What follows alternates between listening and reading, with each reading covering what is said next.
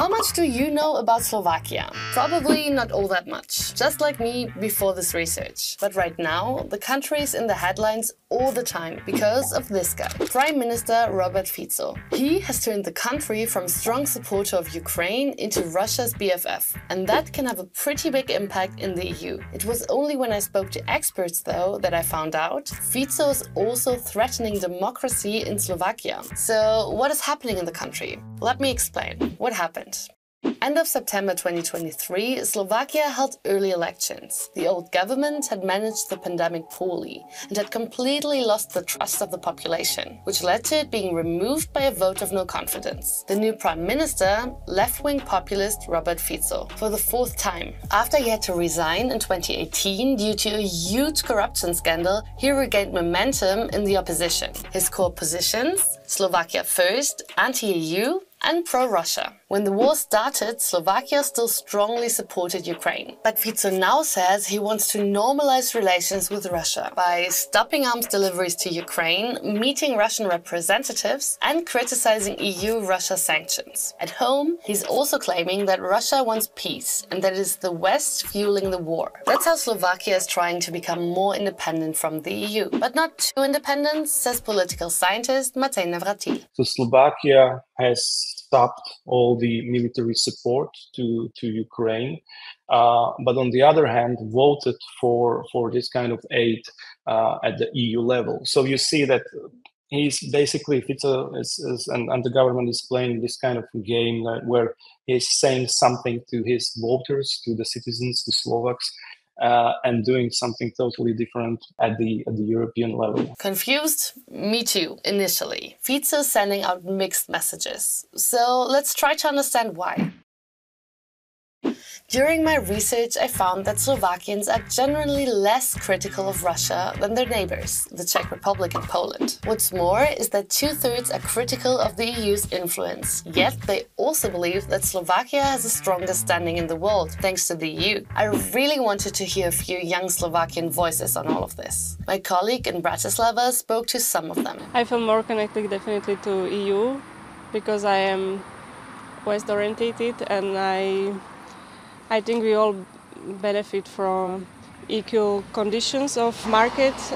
I feel like I'm more connected to Russian people than people from Europe or Western Europe, but I think Slavic countries and Slavic people, they are still more traditional and are set in their traditional ways. So I feel more connected to EU because it represents democracy, liberal democracy. Of course, this was the capital, where people tend to be more liberal, but here too you can see the connection to Russia. I wanted to know where this bond comes from. Political scientist Věra Joubarová told me that many Slovakians still see Russia as a protector and feel a strong cultural connection to the country. The narrative was that we Slavs need to hold together because we have the same culture, same identity. Slovak society, or majority of them, are tending to see a political system with a strong leader. And the closest ally or the closest example for them is Russia and Vladimir Putin. Additionally, fake news is more widespread in Slovakia than in most other EU countries. The Russian propaganda is a machinery that is constantly striking towards the beliefs of the society in Slovakia. Especially in the run-up to September's elections, Slovakia was completely flooded with pro-Russian disinformation. Fico knew how to use the rise of anti-EU feelings during his election campaign, and he hasn't stopped since. He is using an old trick that has always been popular with national EU governments. Matej already mentioned it earlier. Agreeing to laws at the EU level and then complaining back at home about the dictate from Brussels.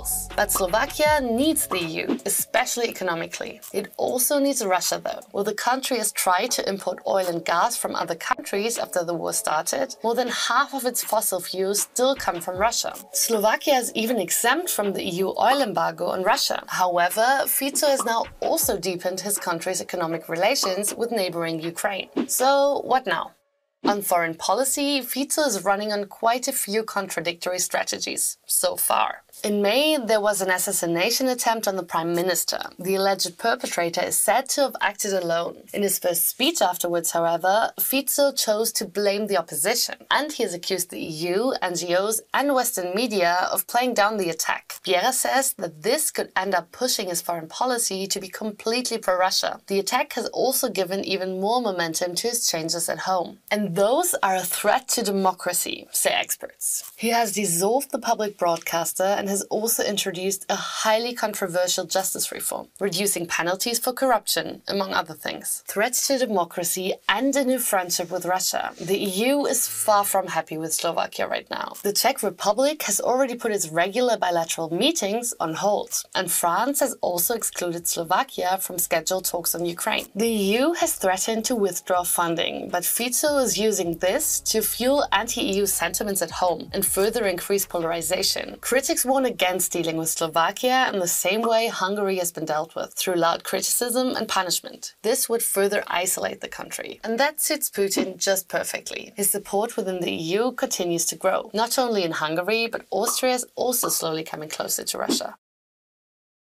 So, is Slovakia Russia's new ally in the EU? It certainly seems to be, for now. Nevertheless, Fico is still keeping all options open, mostly for economic reasons. At home, the Prime Minister is attacking the Slovakian rule of law, and that will never win favor with the EU. If you want to know what else is going on in Europe, take a look at our playlist for more European context.